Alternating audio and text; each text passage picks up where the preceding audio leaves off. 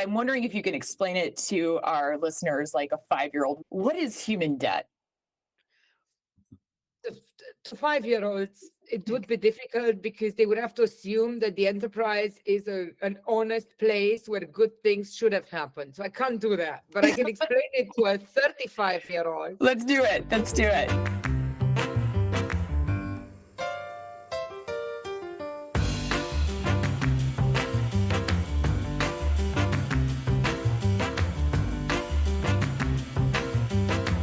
What's going on, Mel? Hey, Hey, hey. How's it going?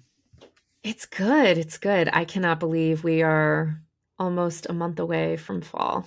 I know. What We are happens this summer? like 40 days left of summer, though. Plenty of time. Did you get your beach day in? Not a day. I did Okay. get 2 hours, but Robbie and I are planning a trip to Block Island, which, for those of you who don't know, is off the coast of Rhode Island. Mhm. It's gorgeous, and that will be our beach day, hopefully at the end of this month. How about you? Very nice. Very nice. We are taking a trip up to Mount Rainier, which, Ooh. yeah, I don't know if anyone else does this. We've lived in Portland for about 4 years now. And I looked at a map the other day and was like, wow, Mount St. Helens is like an hour and a half away. Never been, right? Go Mount do it. Rainier, super close, like these beautiful, experiences. And we're just like, "Ooh, want to go to J. Crew this weekend?" So like, yeah, we are. So we rented a cool cabin. The Airbnb market around mountain towns is just, Stunning. I mean, funny. Also, you can rent someone's trailer. You can rent a yurt. You can rent, a cabin that looks like it's totally set up to be Instagrammable, that kind of stuff. I've always wanted to stay in a yurt. I don't know what it is. I'm like, it's Same. just such a fun tent. I'm not a camping person. I love to hike and be outdoors, and I want to be in a room Same. with a lack. Yeah. But a yurt is the nice. It's like middle ground. it's like a nice middle ground between a tent and a house. Yeah. Yeah. Do you think you could just buy a yurt on Amazon?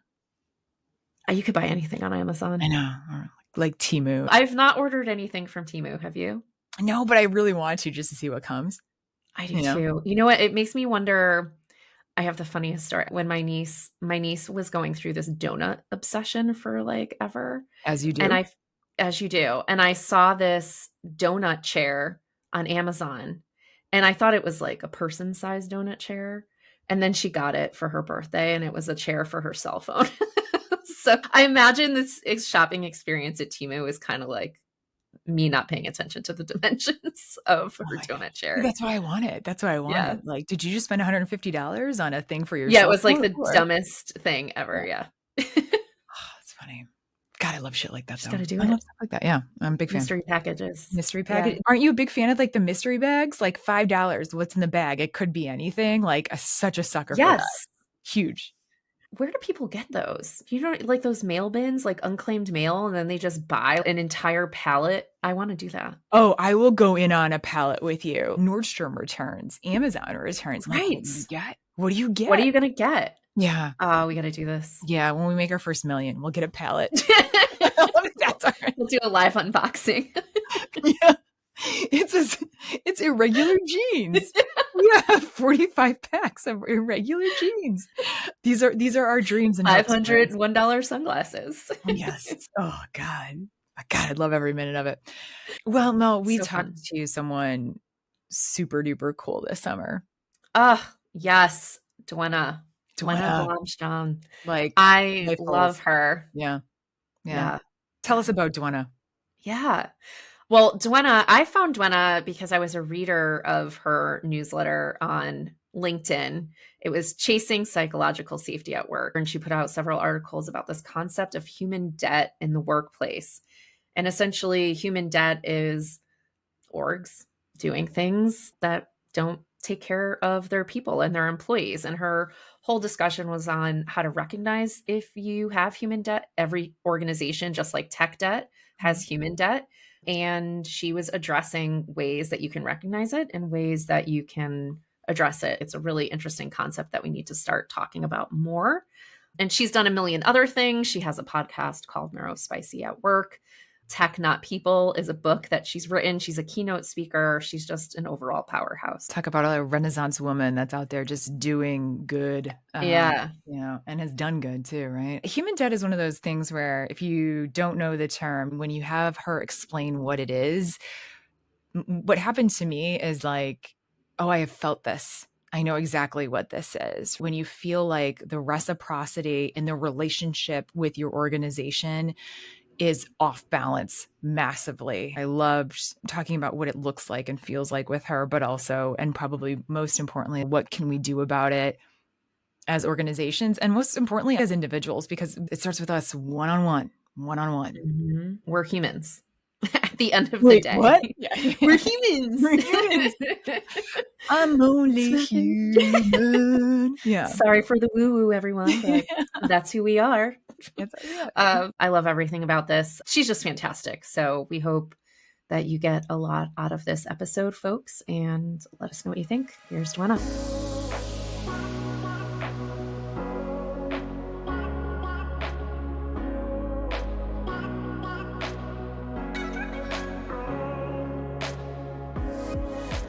Welcome, friends. We are super excited to welcome Duena Blomstrom. She is the author of Emotional Banking, People Before Tech, The Importance of Psychological Safety and Teamwork in the Digital Age, and an upcoming book called Tech-Led Culture. She is also an international keynote speaker, the co-founder of Tech-Led Culture, People Not Tech, companies that are really offering a human work platform, providing a framework to usher in a new tech-led culture of humanity in the workplace. She is one of the top voices on LinkedIn. She has an amazing newsletter that I follow, The Future of Agile, as well as Chasing Psychological Safety. She's also a podcaster like us.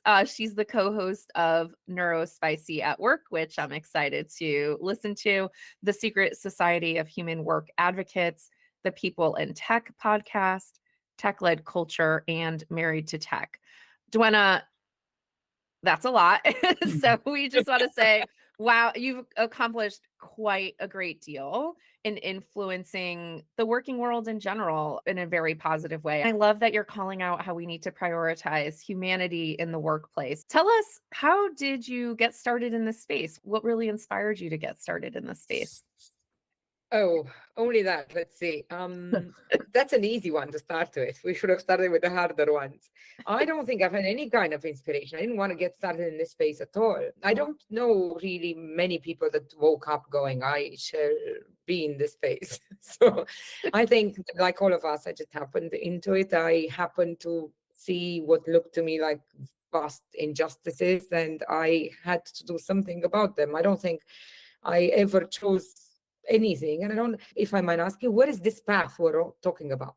What exactly have I chosen? Because if you ask me, none of the things have really been the ones that I've necessarily went after, but the things that have happened to me. I hear this a lot from other people that are AU ADHD and have worked in the business world.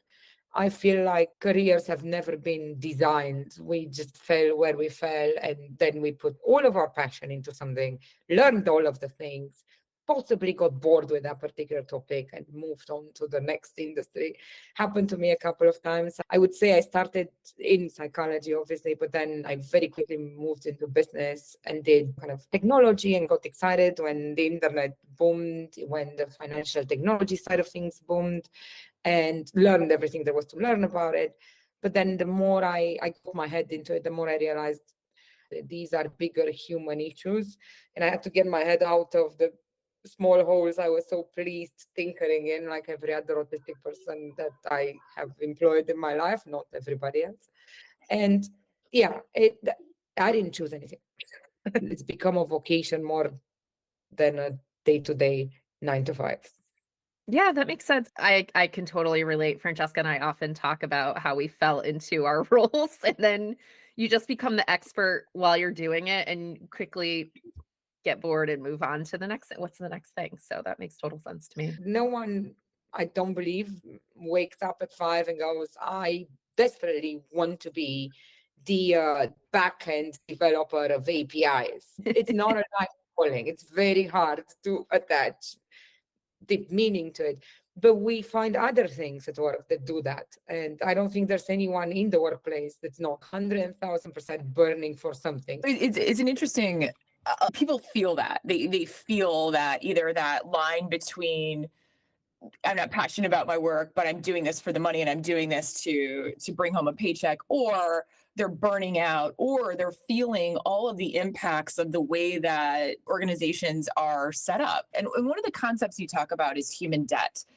And I love that. I'm wondering if you can explain it to our listeners like a 5-year-old. What is human debt? To 5-year-olds, it would be difficult because they would have to assume that the enterprise is an honest place where good things should have happened. So I can't do that, but I can explain it to a 35-year-old. Let's do it. Let's do it. And it's probably different explanations to a 25-year-old, a 35-year-old, a 55-year-old, and so on. But for everyone, we should have done right as employers. We should have done a set of things as organizations. We should have come to the table in a certain fashion when we offer whatever it is that we offer in this contract of work. And those things haven't happened. So I'll expound in a second. It's every time that the organization hasn't done the things that they should have done. And by those, taking care of their employees in monetary and emotional fashion. So, for instance, all the things that most organizations will tell you they have, but they don't really have, all of your failed D&I programs, all of your stages of leadership with no explanation, all of the times when they should have been respectful to the conversation and the communication and never happened. All of the times when we promised our people a promotion and then we forgot, as if it never really was going to materialize anyways. All of the times when we presided over unpleasant and bullish behaviors, because think of a wrong in the workplace and think how it has never been addressed, and think that will become your debt as an organization. Because the more of these instances that you have as an organization where you have failed your people, most of these instances are not going to be recorded anywhere, but they will exist in something like and I never thought about it until right now, but it's almost the antithesis of culture. It's an anti-culture vessel in the back of everyone's mind, going, these motherfuckers have effed other people up. Yep. It may not have been me, but it has happened here. You know, what happens is you then sit on an organization that has a debt, and you can decide to pay it off and start treating your people better, figure out what they hate you for and when, and then make them love you again. Or you can decide to ignore it, which is the case for a vast majority of most enterprises today. You can pretend it's not a problem. You can better your retention programs instead, or put more money in acquisition. I don't know what else we're doing than that, if I'm honest. So if you as an organization decide to not pay off this human debt, what happens eventually is that you become unviable. I believe that they will not be around. I'm not saying we should never get debt, right? If I'm talking to, in particular, your listeners must be Americans, you're fine with that. Question is, when do we start paying this off? Yeah, it was super fair. When I was growing up, my parents always talked about this idea of reciprocity in relationships, right? Even on a one-to-one level, you are going to have moments where you're going to withdraw from the emotional bank account, and you're going to have moments where you're going to have to deposit in the emotional bank account. And sometimes it's going to be uneven, but ideally in the long arc, you have a balanced bank account. And this is one of these concepts where I feel like this happens on an individual level. To your very good point, it happens on an organizational level, and you feel it. You feel it. That's right. Yeah. Everyone knows it. Exactly that I'm saying. And what you said, that when you said you feel it, Yeah. we know what we're on about. Everyone knows. And it's that email we didn't answer. It's that person we told them to F themselves in a corner because they weren't their fault. It was the bloody system or whatever. It's that time when we didn't keep a promise. It's that time when we didn't help a friend, or we let them fall on a sword. All of those are, unfortunately, becoming debts that you carry as a human. Workplace should care about those bits, because I'm not a different human. But outside of that, we're not entities that exist. Why would the workplace, as well, that claims it has regulated method in which it will not F you over, do that to you, is my question. So I'm on a work path with human debt in general, but the one at work is just shameful, if you ask me. Yeah. I am curious about, on an organizational level, what are they supposed to do? Fair question. It's massive. What is anyone supposed to do? I don't know. Yeah. Be cooler, be a nicer person. I don't know. Don't be a I'm dick. afraid that answer. That is the answer. But regulating against dickery is not the answer. Making people genuinely not be dicks is probably the answer. And if they genuinely wanted to do something, then there would be no employee that wasn't through a level of Communist Party from 1955 re-education camps of what the bloody hell an emotion is. Because that's the level we need to get our leadership through before they will be able to engage with this very new generation that speaks emotions like that. And if you are in a leadership position or you are engaged in teamwork and you haven't had it, that to me doesn't recommend you to exist in the workplace at all. Because what they're using and what we're all using is this lack of education to say, I don't quite know, we don't quite engage like that at work. So in between the armor of professionalism and this insanity of, I don't know much about emotions, I'm not a psychologist, how am I supposed to engage any better? What happens is we cannot communicate and we cannot collaborate at work, and we sure as fuck cannot lead anybody. That's the problem we have. If you're losing money anywhere, the workplace, you're losing on the fuckers you're keeping who are lying, you don't have emotions. If we're going to keep them, we can't just flush these people out. I remember starting in the business world and everyone telling me, do not worry in banking. We don't need to change all the systems. In time, we'll just replace them with the people and everything. Come on, these guys only have one more board meeting. The amount of times I heard that, you'd be surprised. That's not the way to be doing life. I am not supposed to wait anyone out to die because it's uncomfortable for me to speak about real things. Yeah. We hear it all the time, though. All That's the time. just so, and he's not going anywhere, blah, blah, blah. Like it happens all the time. But people are using it as excuses. Yeah, they absolutely are. 100%. What's fascinating about this, though, is that when you look at all of the research about great leadership, great team dynamics, innovation, engagement, it harkens on those things that people are emotionally intelligent, that they do make space for things like psychological safety, like that they understand their own limitations. And all of those things make for great performance, but it also means that you need to get your own shit together.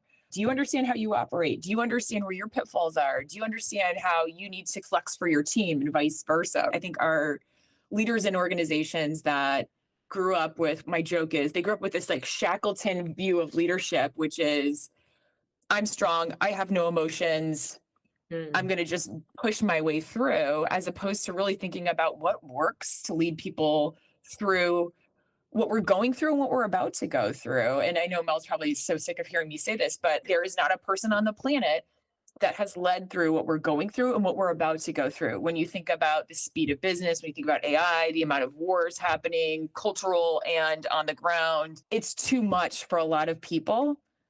And to deny your humanity in that versus to lean into it is not the right move. But we have done it in the workplace for the last X amount of years. We need such a blank slate reset. If we're going to, you asked me earlier, what needs to happen? What needs to happen is everyone needs to shut down, come back with a new plan. That's what needs to happen. In addition to blowing up the workplace, people need to blow up the concept of what work means in their life, right? There's a reset that needs to happen on a personal level as well as the organizational level. You've hit the nail on the head. Disconnect between what work can and is and should be is not even a genuine open conversation. Big concepts are up in the air. Who am I? What is work? What is the point of me as a human? What if your worth as a human is never about how much money you make? What if we start remunerating people on being emotionally intelligent, or remunerating people on being kind, or taking up someone else's work for a second instead? Because we haven't taught them the right things, in particular men, these same men that we are upset at, how very dare they be a shithead and whatever shit. We put them there and we said, all you need to do is tell me what to do and then I will execute on it. And no, that isn't the ask. The ask is that you check yourself, that you sit with being uncomfortable, that you understand your emotions, that you communicate efficiently, that you care about me. Those are the asks. With that said, there are companies out there, there are enterprises out there, there are combinations of people out there and groups that have gathered in a way that allow them to see each other, that allow them to get psychological safety, to be real teams, to go real fast. And those are the people that will get us out of the workplace if we don't want to also match them, not AI or anybody else. So literally being a human is the only USP we're going to be asked to bring. Yeah, we don't have anything if we don't have our humanity.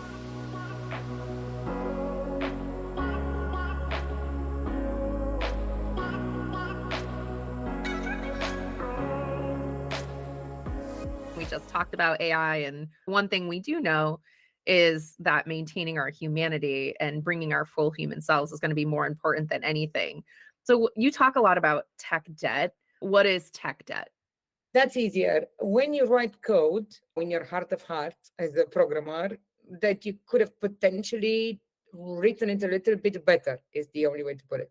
You could have tested it more, or you could have double checked something. But what has been prized in the software development world has always been speed of delivery. So the first answer you get off of Google is the one you get in. I'm joking, it's not quite that easy, but it takes a little bit more than that to be a programmer, but not a whole lot more, let me tell you.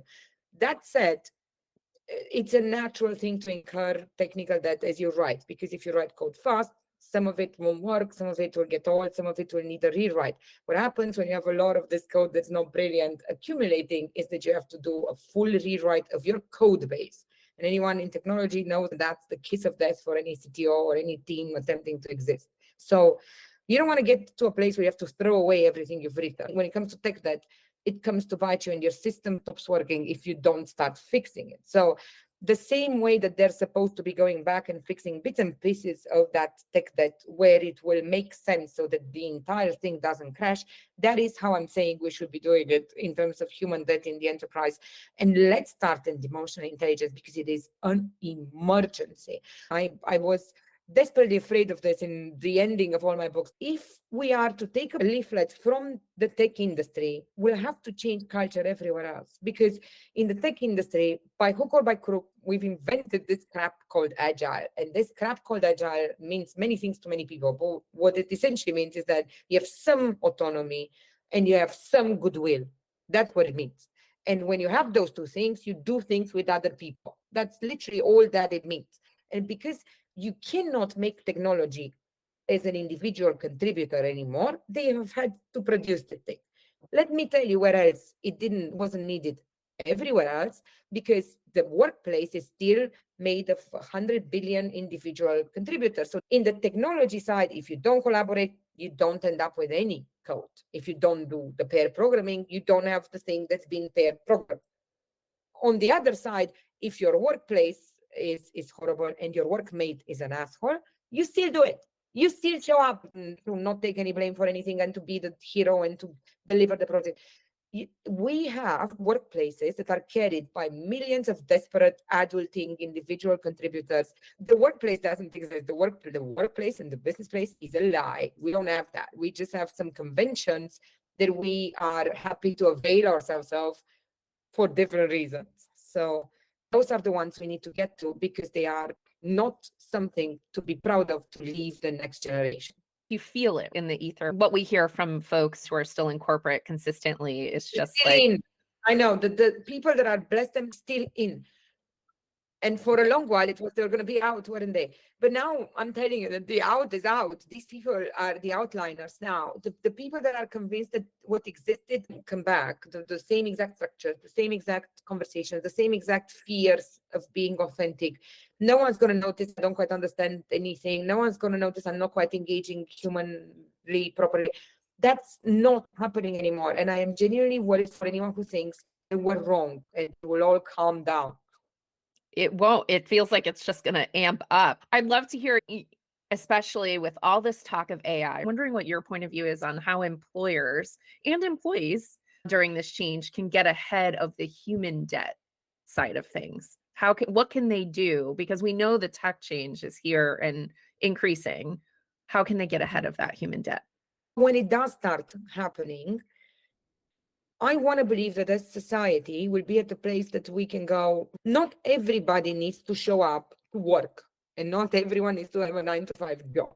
Everyone else can go read or make paintings. There is no need for jobs to be created. We don't need to fear AI. If AI shows up and AI takes all our jobs, that's brilliant. And we all can lazy about.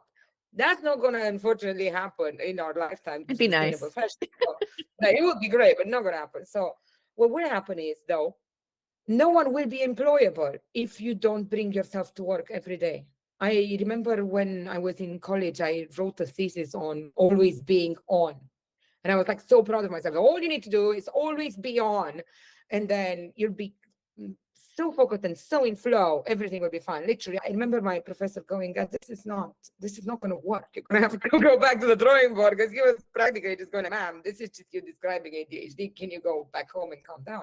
But so I'm not saying that everyone's going to be like me, right? Not everyone can be on, but You're like, don't mask 100%. You can't mask forever. More and off less. Exactly that. Yes. So when we say mask, we mean in the workplace in particular. When we say it in a private fashion, we just mean that those of us that are not neurotypical spend our entire lives attempting to be like the neurotypicals. Possibly, if you ask me, we should just ask for the neurotypicals to try more to be like us, but that's just me. But we do that. We attempt to pretend we are neurotypical. But that happens at work as well, when people mask their true emotion and they employ a process called impression management, which is essentially attempting to appear in a certain fashion in front of your peers. But when you do that, you are not authentic. You are not genuinely giving your opinion. You are attempting to control the narrative in a fashion that will not help a team function. So it's not a desirable behavior when you're attempting to create a team dynamic. It's really not a desirable behavior in any fashion other than when people want to wear pink. It's the only impression management I'm fine with is for pretty. Anything else is not for pretty, and it's for hiding. Should not exist either in personal or workplaces, simply because it makes our lives harder and it makes other people suffer. Yeah, absolutely. I couldn't agree more. I'm so happy to hear the discussions had started around bringing your authentic self to work, and workplaces trying to really create spaces where that's okay. No one's getting it 100%, but the fact that some workplaces are even trying to do that and foster that is so incredibly important. So it's good to see. I say this a lot. The organizations that do have psychological safety are not the organizations that are chasing it, are the organizations that have built it to begin with and then have guarded it. Guarding it is an everyday work. Let's be honest. The work that is needed of humans at work is the same work that's needed of us every day with our spouses, with our children, with our parents, with our friends. The same work. Be honest, be kind, be always putting yourself into somebody else's shoes. Same one. Right. Does anyone want to do it even at home? No. We're equals to our own family. Why would we extend that kind of kindness to strangers at work? So the more that the world implodes, the more that we are afraid we're dying, the more that we are in defense mode, the less psychological safety, the less a team, the less a workplace, the less there's any point to this conversation. I think about this a lot. I've been on a journey the last several months around how do I want to reimagine my life and how I live my life. One of the North Stars is, am I doing this out of love and to be a better version of myself for other people, for myself, or am I doing this out of ego? And this idea of this constant pull of, is this out of love or is this out of ego? And sometimes you want to do things out of ego. I get that. Right? But for the most part, I'm trying really hard to have a very simple vision of do it out of love, even if it doesn't make sense, even if it's not good for my career, it's out of love. Because at this point, I don't know what else to do. And as I'm listening to you, Duena, I'm feeling like, is that kind of the mantra that we all need to be? Not that I. That's all. And they should have started with what you started, and they should end with what you're ending now, which is what when you started, you explained.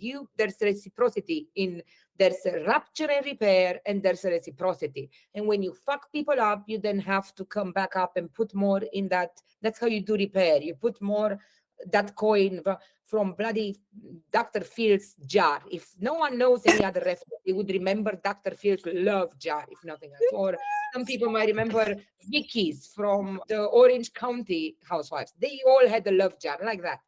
have a fucking love jar and stop taking shit out of it instead of putting crap into it because you fuck up your life, your work life. I think it's the easiest advice. But we all know that it reduces all the way to don't be a dick. The method to not be a dick, I think, and to minimize those instances when you go for the ego instead of the love. I don't know if it's any good, but it's an intense daily pressure. I will tell you that these days. I just have to go, what do I think is the right thing to do? What do I genuinely believe is the right thing to do? And like you say, you won't always do it. Sometimes you'll be like, fuck the right thing to do. I've been doing the right thing continuously. My significant statement is the right thing to do can go fuck itself. But some days and most days you would have tried. And it's that trying that makes us show up.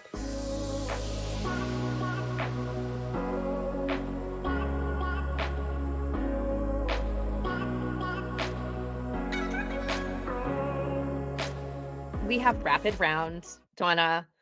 It's a handful of questions. Some are they can be yes or no, but the hope is it's whatever your immediate reaction is to this question or your immediate answer. I will tell you that you're giving palpitations to people who are AU, ADHD. No, I'm joking. I'll be fine. I'm sorry.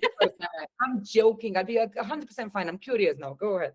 In terms of human debt, because you've seen examples of who's really fucking it up and who's doing it really well, who do you feel is getting this right? It's getting it right. Google started by doing it right. That's why they came up with the idea, or found it at the same time that Amy has repopularized it. It's not something that Amy Edmondson has come up with. It's not something that Google has come up with, but psychological safety will forever be intrinsically connected to Google. That doesn't make Google a psychologically safe company today necessarily. They have pockets of amazingness and pockets of absolute shitheadness like everyone else. But with that said, they are an absolute good company to look at. The second example have, and it's surprising to most people, is fucking Amazon. And it's Amazon corporate working practices, let's put it that way.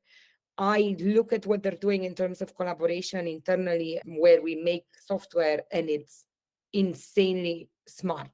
It's probably the only place where you have good acknowledgement of the fact that work doesn't happen like we thought it does. Famous example is the fact that they use written memos that they all bloody read first before the conversation starts. So we all have the same bloody context, very, very basic. And then lastly, and most interestingly, so somewhere around March, Jeff Bezos came out after 8 billion years where we thought he died or something. He was busy being in love. Some of us used to be back in the day. And so he came back saying, we are doing no structured meetings anymore. I'm sorry, what? We know when we show up, we know what we show up for. And then I remind everyone that they have to do mind wandering, which, yes, I can just see all the various developers going, oh my God, now what? Mind wandering. They want my feelings to wander somewhere as well. So completely get it why it's woohoo for some people, but it's 100% the truth. You only come in to get an answer when you've had 5 minutes of mind wandering. And what most work meetings manage to do, which is insane, is attempt to fit a little bit of mind wandering in the middle of an insane work meeting. And because he doesn't have an exact end time, it allows people to actually be creative and try to apply themselves to a problem. These are execs at Amazon. So maybe we get people treated like execs at Amazon and then we let their minds wander. How about that? Can companies afford to ignore this human debt?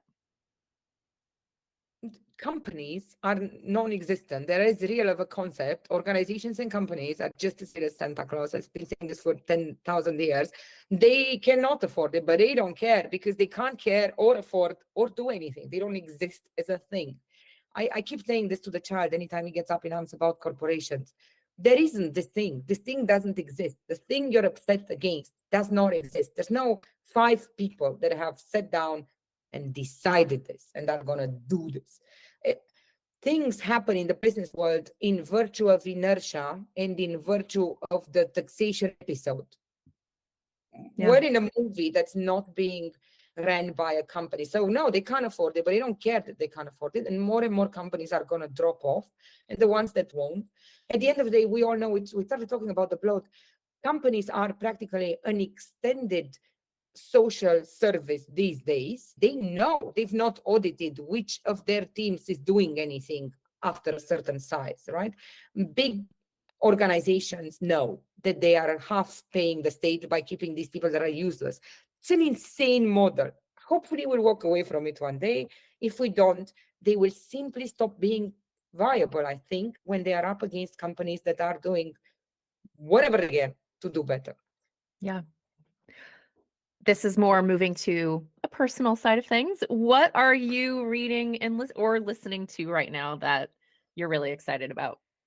I'm really excited about brushing up on my Spanish, which has been a lot better than I thought it was. I am surprised every day when one of my team doesn't know something and I'm like, that means X. And they're like, can you stop just flaunting your Spanish? So I do need to learn some proper grammar. So that's what I'm reading continuously. I'm trying to catch up on Spanish.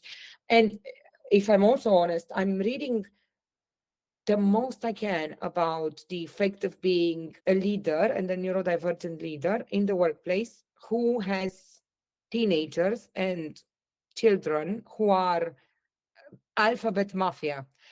It's a really important bit that I think we have completely neglected. We've just started a new podcast called Tears of Dopamine, and it's literally just us talking to other parents of trans and gay kids who have had to themselves go through major and horrendous things. I can't begin to tell you, and I won't because I let them tell their story. Most of them will have their voices covered because they have exec jobs that they are desperate to keep.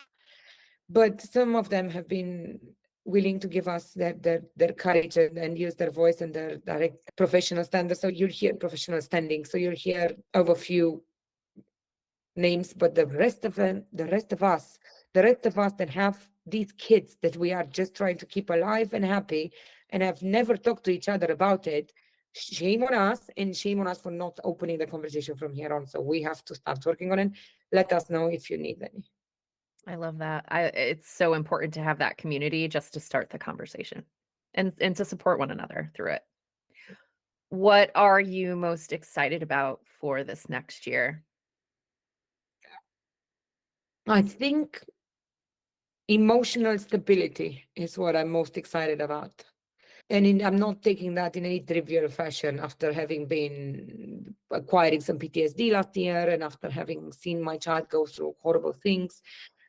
It's a big deal for us, and we've worked really hard at reestablishing our mental stability, like I say, and our therapists would be very proud if we could just be happy for a minute. Yeah, it's important. We appreciate you and all the work you're doing, Duena. Thank you so much, you guys. It's been an amazing opportunity. You guys are both beautiful, beautiful humans and souls. Really appreciate you. I don't know if you're a hugger, but I'm hugging for a big hug. I can't wait to actually genuinely hug you guys in person, but I cannot wait to hug you in person. Truly. I look forward to it. I will look forward to it.